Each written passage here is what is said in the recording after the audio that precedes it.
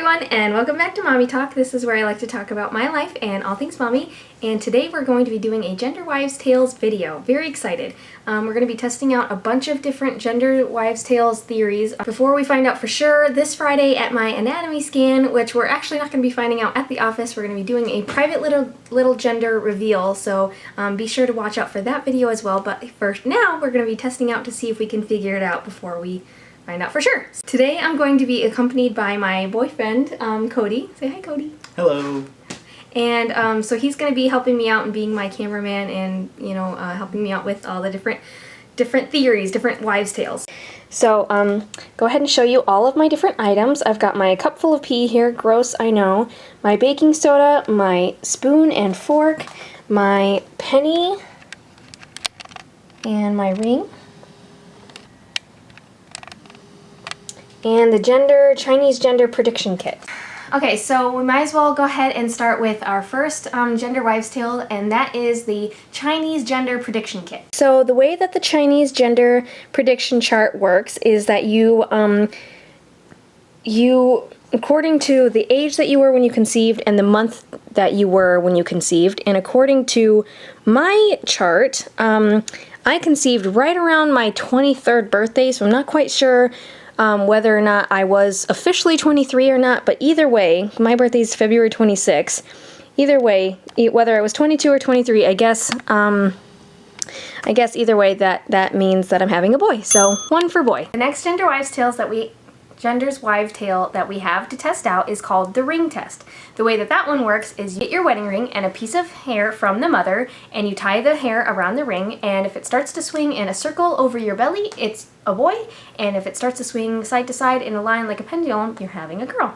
So I'll go ahead and pluck a piece of hair out of my head. Now, I don't technically have a wedding ring, but I do have a promise ring that Cody gave back to me back in high school, so we're going to go ahead and use that. Okay, that's a line. So that makes one for boy and one for girl. Oh, that's so weird. Yeah, it's pretty weird. Next test that we have to test out is the penny test. And the way that this test works is you lick a penny, the mom licks a penny, and you stick it to the wall. And if it sticks, then it's a girl. If it falls down, it's a boy. I have my penny. All right, so let me go ahead and lick this. I did make sure to wash it before doing this because I don't know how many people have handled this, so. Yummy. Okay. Well, Seems like it's sticking. Alright, so that makes 2 for girl and 1 for boy. So the next test that we have to test out is the fork and spoon test. And the way that this works is the daddy, or another person besides the mom, is supposed to hide 1 fork and 1 spoon under some like cushions or pillows or something while the mom is in another room, and she's not supposed to know where it's placed. And then she comes out and sits on whatever cushion, and whatever cushion that she chooses is supposed to be what you expect. And fork, if she sits on the fork, then that's a boy. If she sits on the spoon, then that's a girl. Okay.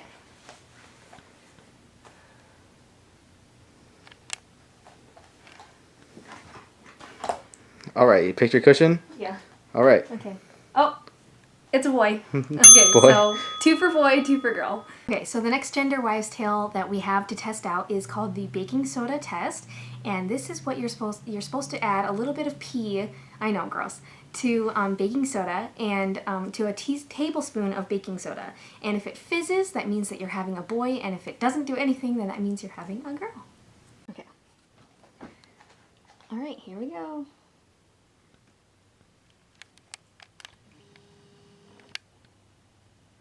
I'd say that was pretty anticlimactic. What do you think?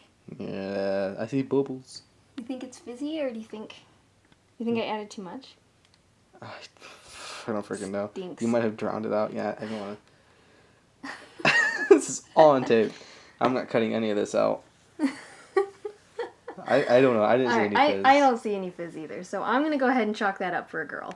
Alright, sounds good to me. Alright, so that makes 3 girl, 2 boy. 2 boy. Next Gender Wives Tale that we have to test out is the bump shape test. And the way that this one works is just by looking at your bump, you measure depending on whether it's like high and round, that means that it's a girl, and if you're carrying low and sticking straight out, that means that you're carrying a boy. So I'll go ahead and let Cody be the judge of this one. What do you think, babe? High and round or low and sticking straight out? Well, it's hard to tell with stripes. You want me to? Okay, back up a little bit. I'll look at my shirt. Let's see. High and round or sticking straight up? Well, you're pretty short.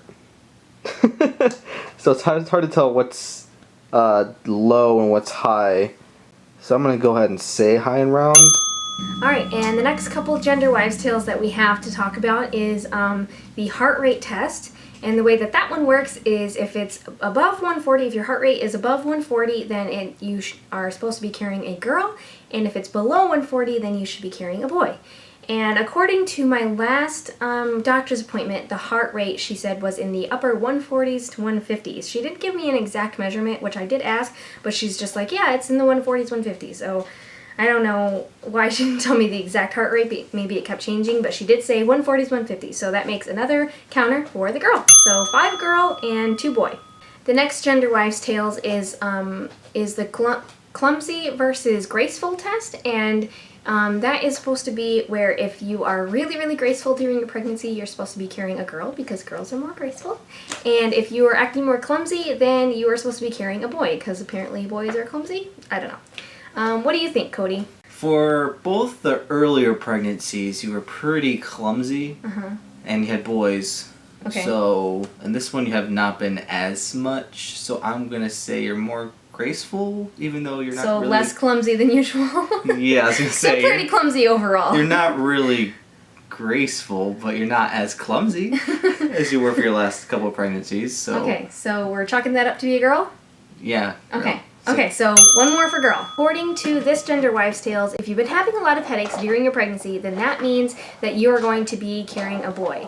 And honestly, I have been having a few headaches, but nothing really more than like usual, and I usually get weather headaches pretty frequently anyway, like anytime it rains. I usually get a headache, so I don't really feel like that has anything to do with pregnancy, so I am going to go ahead and chalk this up to another girl. So that's all we have for our gender wives tales, all the tests that we have to do. Be sure to get your guesses in at expectnet.com/mommietalk3, because I'm due with number 3, or you can just go to expectthat.com and type in the MommieTalk 3 as the game that you want to guess in. So hopefully you guys will enter your guesses in there, especially with all the information that you have now. Remember that I do have all of the family history in the description, so make sure to read that because that might help your guesses out a little bit too. So I guess I will see you next week for my next pregnancy vlog. Okay, bye! I don't need to walk around in circles, walk around in circles, walk around in circles, walk around.